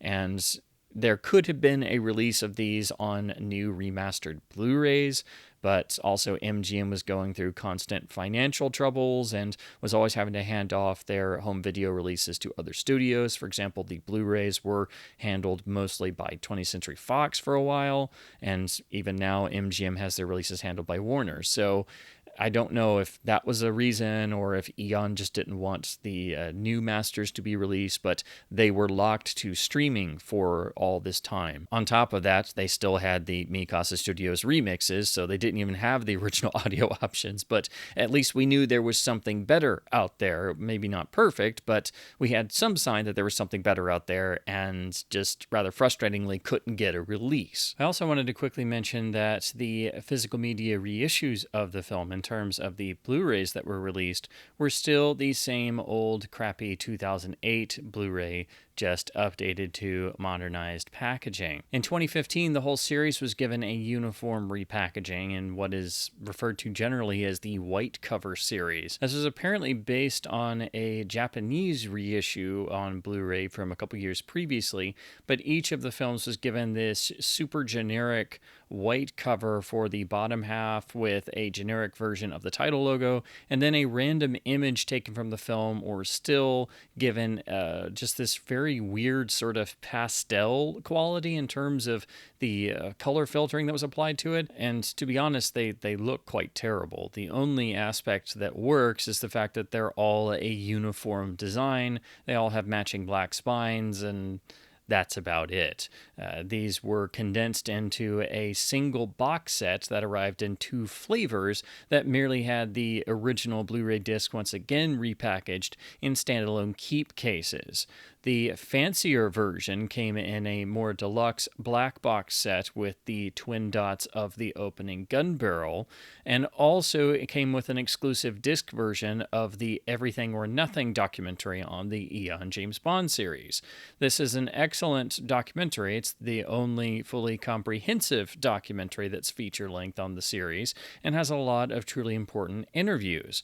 But it was only made available on DVD before this point in a limited capacity, and then was on streaming services. But unfortunately, it is locked to this more expensive version of the James Bond Blu-ray collection, which otherwise is the same Blu-rays you've already purchased in the Bond 50 set or other releases, which is why most of us didn't get this reissue, which was at least easier to get on your shelf. But still, the same crappy Blu-ray of Dr. No was being resold time and time again, when MGM could have very easily made a new Blu-ray of the 4K SDR master they had. So 2025 rolls around, and we find ourselves still dealing with the Lowry Digital Masters on most of the films, and for Dr. No, this means we've had a craptastic master, then upgraded to HD, making its flaws all the more obvious, with horribly compromised original audio and a horrible 5.1 remix since 2006, so 19 years of this thing. And technically it's even older than that because the masters were made in 2004 and 2005. So, roughly getting on to about 20 years of this being a problematic master, to say the least, that doesn't represent the film or the soundtrack properly. So it came out of nowhere and was a complete shock to us Bond fans that MGM and Warner, since Warner handles MGM's physical media releases at present, was coming out with a UHD set of the 6 Sean Connery Eon James Bond films, which was under the title of the Sean Connery 6-film collection. This didn't have any information about it. Eventually, we were able to figure out that it was new scans that had been done for the original films in 2024, presumably at Warner's MPI division, who does fantastic scan work, and then presumably it was Warner who carried out the actual rest of the process, as they were the ones making and releasing the UHD, of course with some involvement from MGM in getting elements, and Eon as well. So this has now finally been released in 2 different flavors. The standard version with slipcover with just the UHD discs of these new masters, and then the exclusive limited steelbook version that just has a generic looking steelbook for each of the films inside of a metal case for an extra $50. Now these are indeed brand new 4K scans that are not only better than the 4K streaming versions in terms of the pre-existing 4K SDR masters, but they are quantum leap over the horribly problematic Lowry Digital Masters. So this is a long overdue upgrade in that sense. But the films themselves have been handled in different ways with different degrees of, actually caring to get things right. And unfortunately, the audio was given yet another remix, now a brand new remix in Dolby Atmos with overhead channels and fully objectified sound, which means for the first 3 films, since they don't have their original elements and you're just working from limited elements, that things could get really weird and bad, and they do, unfortunately. So this is a welcome sight in terms of finally getting something new for the films, but the actual quality of the transfers and how they're handled in terms of the processing of the otherwise great new scans is problematic and varies wildly from film to film. And also the audio tracks on the films suffer greatly in the remixes, and in fact the remixes of the first 3 films are frankly full of errors and completely defective. The original audio tracks also vary in their fidelity, but at least they are here in a lossless codec this time. There are no new supplements, and we have most of the legacy extras ported over, but unfortunately even those have not been done with a great deal of care because they do have some frame rate and black level issues, and occasionally another little quirk or two that you'll notice if you're a Bond fan going through all the supplements. So this standard release has the rather odd choice of just taking 2 or 3 of the original 1960s Japanese posters and doing this sort of torn picture collage design with the new title of the set tucked in the middle. It looks better in your hands on this slipcover as it's got fancier printing than how it looks just seeing a static image online, but it's a bizarre choice that I still question and don't quite understand why they went with this. There is a slight wraparound effect on one side of the spine, and then the other side just has the title, which is also a little bit weird. The rear has the classic image of Connery from the From Russia with Love gun pose photo sessions, and then we have little stills of all the images that are actually used for the 6 steelbooks in the limited steelbook set. Now, that is, again, basically just the same UHD disc in steelbooks that are, frankly, rather uninspired, and they're just slotted into a metal set that is fully open on one side, so they're just sitting in foam, which is a design Warner likes to do for some reason. The only other thing you get for your $50 extra is a certificate of authenticity, which is just a piece of paper saying that you spent $50 more for steelbooks that will likely arrive dented and scratched, as most steelbooks do. But that is how the films are being sold. There are no remastered Blu-rays. There are no Blu-rays included in the American releases at all. There are Blu-rays bundled in with the European version of this set, but they are merely represses of the pre-existing European Blu-rays of the crappy Lowry Digital Masters, and those, of course, once again, do not have any form of the original audio tracks, so they're frankly kind of worthless. There really should have been remastered Blu-rays for this set, especially since they do have quite a significant price tag. The standard set retails at $99.98, and the steelbook set that I think is pretty much probably about to be sold out is $149.98, and all you're really getting are the 6 new UHDs with most of the legacy extras shoved on the feature disc and not encoded or presented in their best possible light. So on the standard set, you remove the slipcover to find the same art on the case, just not as well printed because it's just the standard art. We have all the credits on the rear. And inside we just have the discs, which have these generic labels that do have a specific color for each film, which does match relatively with the standard Warner menu bar that's used on the generic Warner menus on all these discs. Each film has a different color for the menu bar, and that color roughly corresponds with the color for the disc label. So all the films are just here on a standard hinge tray. There's nothing special about this set, and there are no inserts other than the digital copy. And if this label seems somewhat familiar, it should be if you've ever owned the Blu-ray release, which has just been the same disc over and over. This label is basically identical to the Blu-ray disc of Dr. No and all the films since they're uniform. Basically what they did was just change the background color from black to just a standard color for each film. They took off the Blu-ray logos and replaced them with modern 4K UHD and HDR logos and updated the copyright information. It's otherwise identical to the Blu-ray disc label, which I think is another sign of how much corner cutting went on with this release. So how is the new 4K transfer of Dr. No, and how does the 4K UHD fare in terms of overall presentation and transfer? As I alluded to, this set of the 6 Connery films has varying degrees of transfer fidelity going from film to film. They all have beautiful new scans that are very filmic and thankfully have none of the tomfoolery that is seen in the revisionism of the Lowry Digital Masters. So we've thankfully finally gotten away from that, but it basically took about 20 years to do so, which is ridiculous. The new scans are obviously higher quality and show improvements over even the existing 4K SDR masters, and it is really nice to see Dr. No have what looks like much more accurate and appropriate color timing, as I think the overall presentation of the scan and master itself for Dr. No is very well done.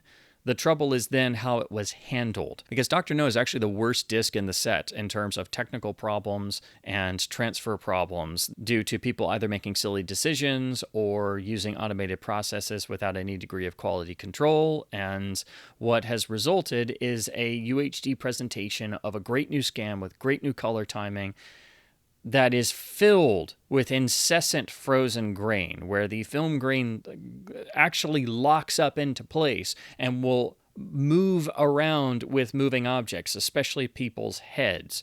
This starts in the opening title sequence. You even see it with the 3 blind mice walking around, and then it continues throughout the entirety of the film until at least the jungle trek into the swamp on Crab Key. And there and in Dr. No's Fortress, it may still be present. It's just difficult to make out or discern due to the backgrounds being a lot darker or trees or different things.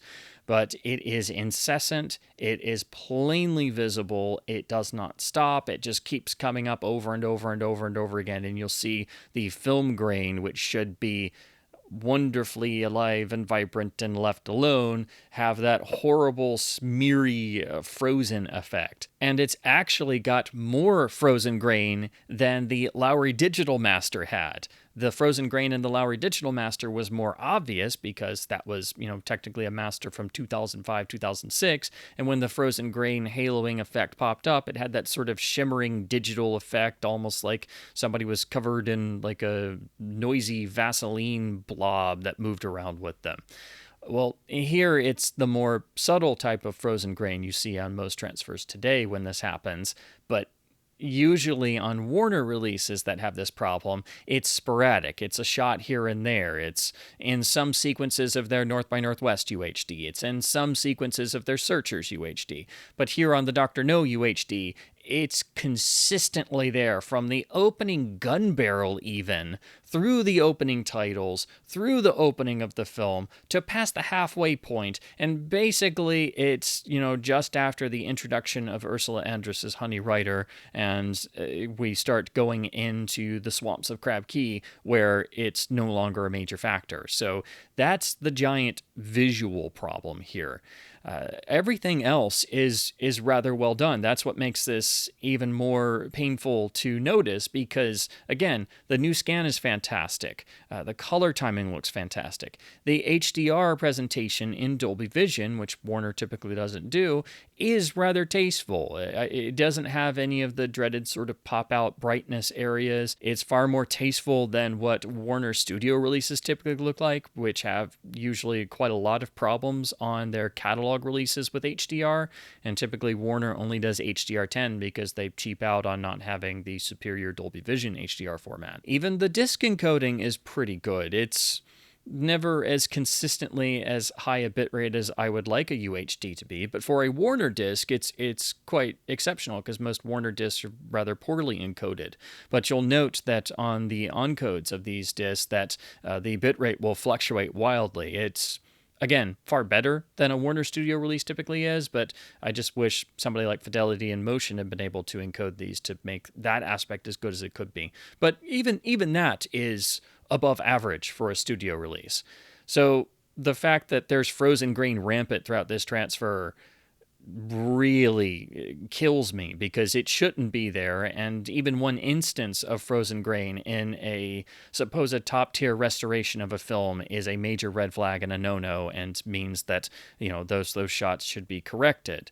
And unfortunately, this is one of the most frozen grain riddled UHDs that I've seen in quite some time.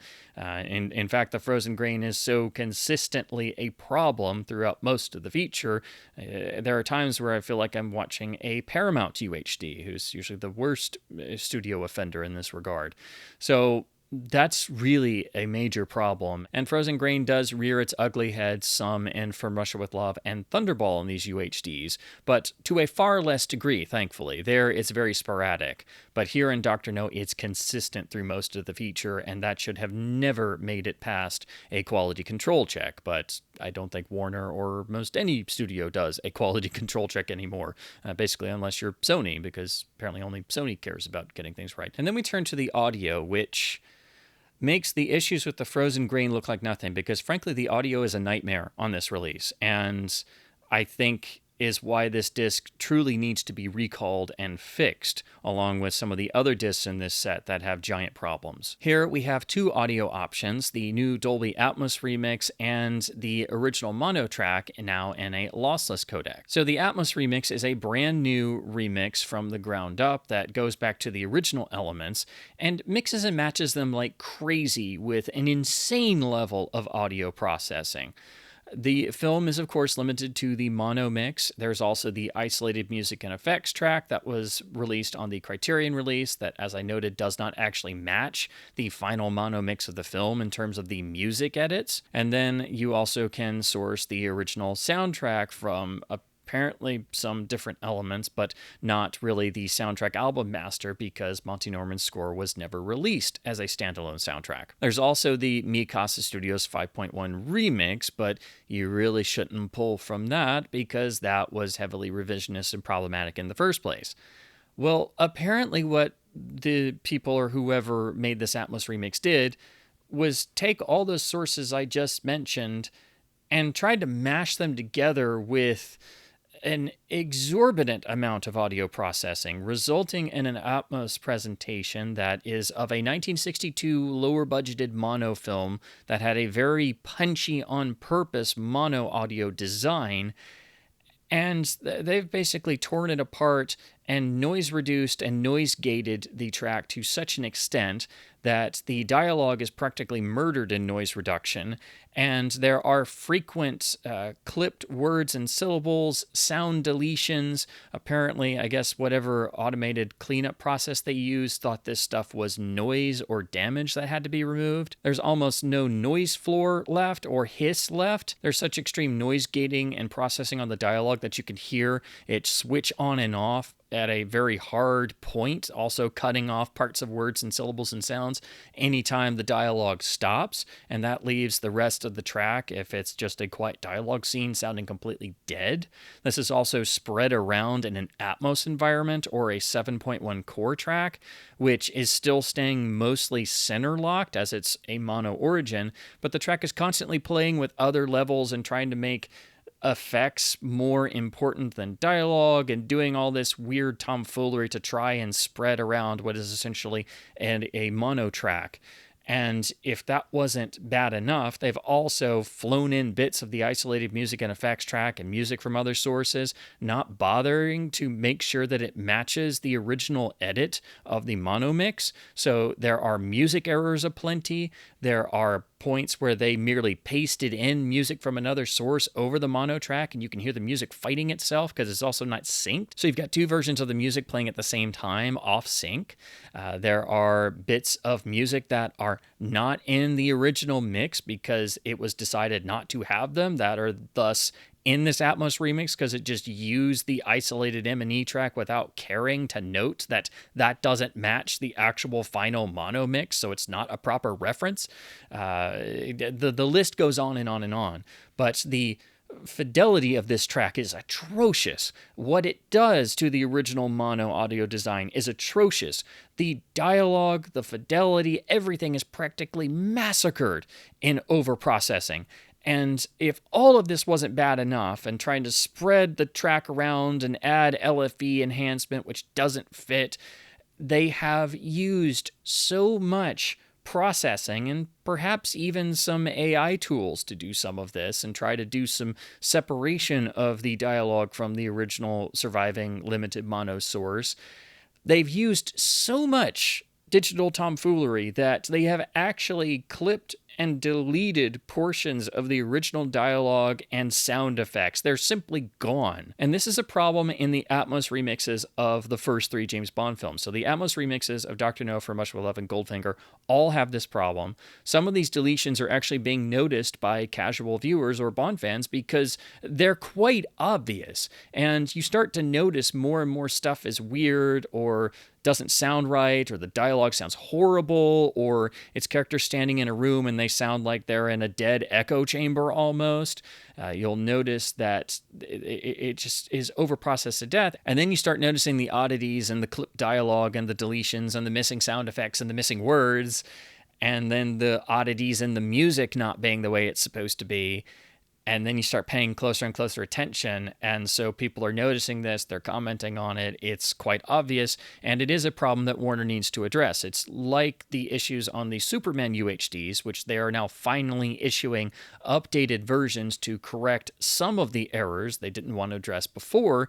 But these are far worse, and they affect most of the films, and these Atmos tracks should have never been released. They're that bad, they're that defective, they're that revisionist, and whoever made these didn't really care about what they were doing. They are that ungodly bad. They're a new level of screwing around with surviving elements in ways that we've not quite seen before. It is one of the worst audio remixes I've ever encountered for all of these issues. It is a horrifyingly bad audio remix and listening experience. It should never be listened to, and anyone who gave these a positive review or said that they were okay does not know the audio of the film well, does not know anything about audio fidelity and preserving audio fidelity, or simply just wasn't paying attention because this track is so unbelievably bad that it even contains horrifyingly bad moments that I've just recorded with my phone and made social media posts about because I couldn't believe what I was experiencing. The big one that clued me into the Atmos remix being a major problem was that I was skipping through the Atmos track, checking it out for the first time, and you come to the confrontation with Mr. Jones and the fight leading to the cyanide cigarette, and the sound effects and music edit is wildly out of place. It uses the original music cue edit from the isolated music and effects track. That's totally different from the final film edit of the music cue. Plus, it's off sync, and they tried to do a half-assed attempt at making it work, and it's off sync with the punch sound effects. It's wildly inaccurate.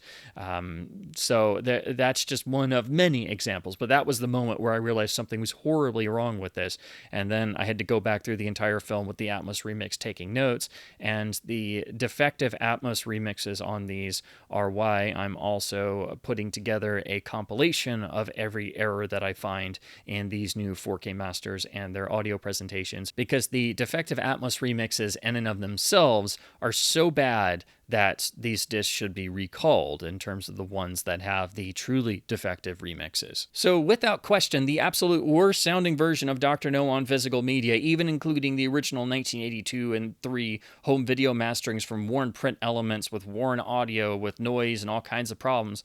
The worst sounding version of Dr. No is the freaking Atmos remix. It makes the Micasa 5.1 remix sound good, and there are some sound effects and cues and things that might actually be borrowed from the Micasa remix in this new Atmos remix. So it is a nightmare of overprocessed mashing together of a bunch of different elements filled with errors and problems and should have never been released, ever. So then one turns to the original mono option on this disc, which thankfully is present and is present on releases worldwide. So for the first time since the special edition DVDs, people in Europe and the UK can get the original and proper mono mix of the film. Unfortunately, this is not a restored version of the mono mix. What they did was basically take the 2008 Blu-ray version of the mono, which is the worst sounding and most processed version of the mono mix on any physical media release, and tweak it slightly. It's basically got a slightly different EQ. It kind of favors more of the low end, so it has a slightly more bass focused sound to it, but otherwise it's the same hollow, tinny, processed, lacking in detail version that was on the 2008 Blu-ray, and one could make the argument it sounds maybe slightly better or slightly worse, but basically it's just the same crap version of the mono from the 2008 Blu-ray with different EQ and now in a lossless codec. And a lot of studios seem to think that so long as they put the original audio track on a modern release and it's a lossless codec, that all of us video nerds will be happy because all we want is original lossless audio. Well, that's not really true. What we need is original audio properly restored and preserved in a lossless codec. So just because you put an original audio option in a lossless codec on a disc doesn't necessarily mean that it sounds the way it should. So technically this is still the worst sounding version of the mono mix, but at least there's some form of the original audio on this disc to switch to. And you can switch back and forth and clearly note the errors and defects and problems in the Atmos track, even comparing it to the worst sounding version of the mono mix on any physical media release. So unfortunately, both audio presentations are a complete failure. Both have horrible fidelity, both have been overprocessed, but the Atmos remix is a nightmare, so at the very least you do have an original option to view the film with, but it sounds like a shadow of its former self. And any previous version, even the 1998 mastering, would have been better to have on this disc. And comparing this track to the Criterion Laserdisc PCM will again make Bond fans beat their head against the wall and cry fan tears. It is just ludicrous that somebody thought this was still a good option to use, but I don't really think anybody looked at this stuff. But then somebody apparently decided they wanted to tweak the already crappy, overprocessed version of the mono anyway. So the original audio still has not been restored. It needs a restoration, and since Warner really needs to recall this disc anyway to fix the frozen grain problems, to remove and send the Atmos remix to video hell where it belongs, they should also actually properly restore the original mono track, as the sound design of the original 1960s James Bond films are iconic and completely unique for the era, and was a definite part of the magic James Bond formula that made the films stand out. And the fact that the original mono mixes are not properly preserved with their full fidelity is absolutely unacceptable. Then we turn to the extras, which are all on the UHD disc. They are most of what was on the Ultimate Edition DVD and the Blu-ray. We do lose the mission control option of viewing clips from the film, along with the image galleries, which were obviously in older formats, so they weren't ported over, and then the little featurette about the Lowry Digital restoration process was not ported, since that has nothing to do with the new 4K master. All the other legacy extras are either the HD updated documentaries for the Blu-ray, or the original standard def files for everything else that was not updated for the Blu-ray release. They are presented well enough, but you can tell obviously that on all these releases that you might run into some quirks here and there in terms of the frame rate not being converted properly for a UHD release, or there being some issues with the black levels and contrast of some of the vintage interviews, and then a few other little quirks like that. Here on Dr. No, the only real issue with the extras is that the original audio commentary, while it's been ported over, for some reason at the very end loses audio quality and starts sounding kind of degraded for the last minute or two. I'm not exactly sure why this is, but for whatever reason, you will notice that there's a dip in quality at the end of the commentary, which doesn't make sense because it's the same track as all the releases that had it before, and all they were doing was just copying it over. So even the commentary got messed up slightly in porting over to this release. So I would recommend people hang on to the Blu-ray and Ultimate Edition DVDs if you have them, just so you have all 100% of the extras and you have them with better encoding and presentations.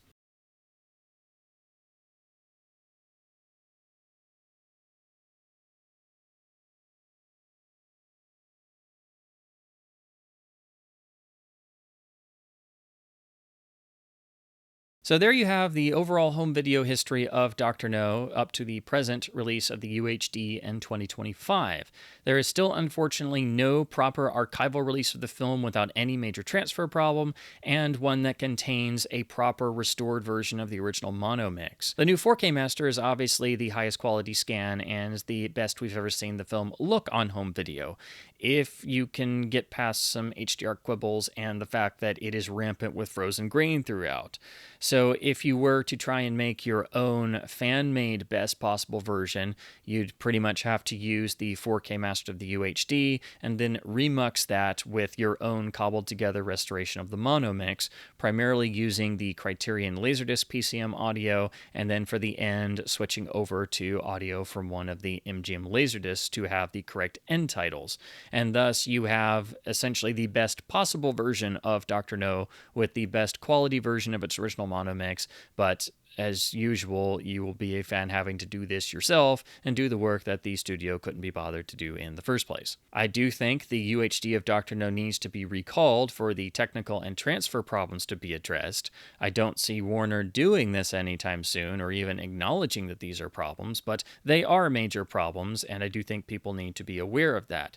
Still, the new UHD is the best quality you can get for the visuals, and the new scan and transfer itself before the processing was done is so far beyond anything else that it is still a major improvement in those areas. But it should be noted that if you want the best presentation, you have to put in quite a bit of work yourself and make your own restoration master, or at least your own fan preservation master. In any case, we finally have something to get away from the nearly 20 years of the crappy Lowry Digital Master.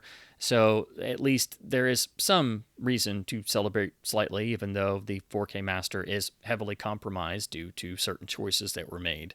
But that is the overall home video history of Dr. No, going from the initial physical media releases in the early 80s all the way up until the UHD set in 2025. We still don't know anything about the rest of the series getting rolled out on these 4K releases, or if there will be a complete 20-film set of the original series on UHD. I did want to put this together to talk about the variety and myriad of transfer problems and quirks that Dr. No has had over the years, which are unique to just Dr. No, but also how it ties into the rollout and releases and transfer update history of the overall Bond series, and also to chronicle the long journey it's taken to get from the initial home video releases and rental releases in the early 80s all the way to the current release, so people have an idea of just what the film has gone through to get to this point, and that it's got such a long history of transfer problems and things that in order to have the best possible version of what's out there with all the releases that are out there, you've got to cobble together your own disc from multiple different versions of the film across different formats and different transfers. As always, I hope my babblings about the world of James Bond and the never-ending journey you have to take into understanding the physical media releases of the James Bond films has been at least somewhat fun and informative. If you haven't picked up the new UHD set, I do think it's important to have for the new picture transfers themselves, but most everything else is corner cutting or problematic to say the least, so definitely hang on to your older copies. And for Dr. No, if they don't do a disc recall, you really need to cobble together your own fan preservation version to have at least something for the film that's more accurate in sound. So as always, please do keep supporting both studios and boutique labels by buying films on disc, even when they're screwy as heck like the Dr. No UHD is, because in doing so, you are ensuring that both physical media and film culture itself can survive. And as always, keep bonding, and thank you ever so much for watching.